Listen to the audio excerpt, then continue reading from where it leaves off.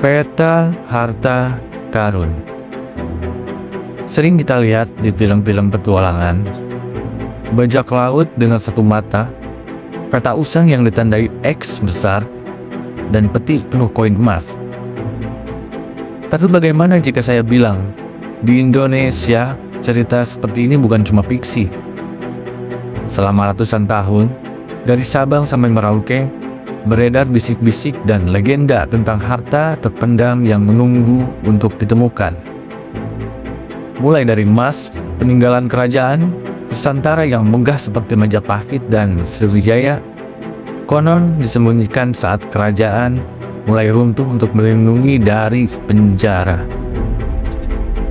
Lalu, ada juga cerita dari masa kolonial Belanda.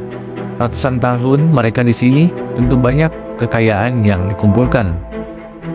Kabarnya, saat Jepang datang, banyak pejabat dan tuan tanah Belanda yang mengubur emas, perhiasan, dan barang berharga lainnya dengan harapan bisa kembali mengambilnya nanti. Mereka membuat peta sederhana, kadang hanya berupa sketsa di secari kertas, yang kemudian diwariskan atau hilang begitu saja. Legenda paling terkenal mungkin adalah harta karun Yamashita.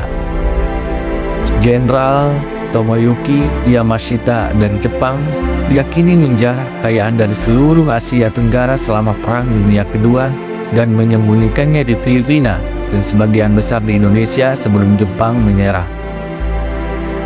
Banyak sekali ekspedisi yang dilakukan untuk mencari harta ini, menghabiskan dana jutaan dolar, tapi hasilnya nihil. Di Indonesia sendiri, kita pencarian harta karun sering kali muncul.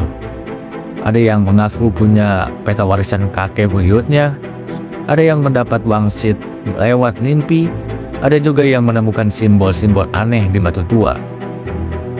Mereka menggali di gua-gua, di dasar sungai, bahkan di bawah rumah tua. Tapi pertanyaannya tetap sama. Kenapa hampir tidak ada yang berhasil?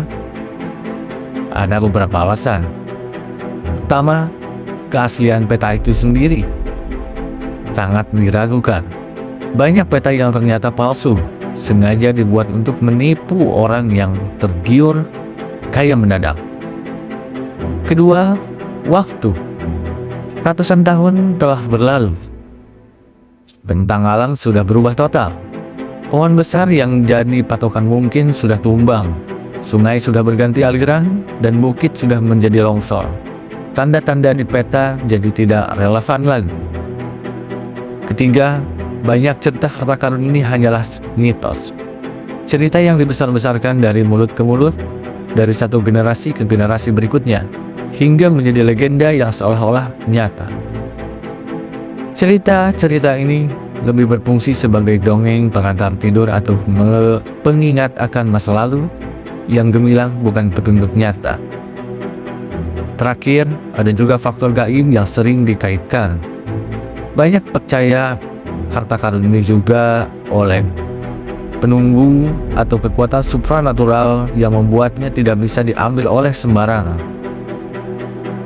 Percaya atau tidak, keyakinan ini membuat banyak pencari harta karun menyerah. Jadi, apakah peta harta karun di Indonesia itu nyata? Mungkin beberapa di antaranya memang pernah ada, dibuat berdasarkan kejadian nyata. Namun, seiring berjalannya waktu, petunjuknya memudar, ceritanya menjadi mitos, dan lokasinya terkubur selamanya oleh zaman. Kita mungkin tidak akan pernah menemukan emasnya, tapi kita akan mewarisi cerita-cerita petualangannya yang tak pernah kalah berharga. Tidak semua harta karun berbentuk emas, sebagian hanya peninggalan cerita dan peta yang tak pernah memberi jawaban. Oke, terima kasih sudah menonton Jejak Fakta. Jika kalian suka dengan penelusuran seperti ini, jangan lupa subscribe dan nyalakan loncengnya sampai selesai. Oke, sampai jumpa lagi di video berikutnya.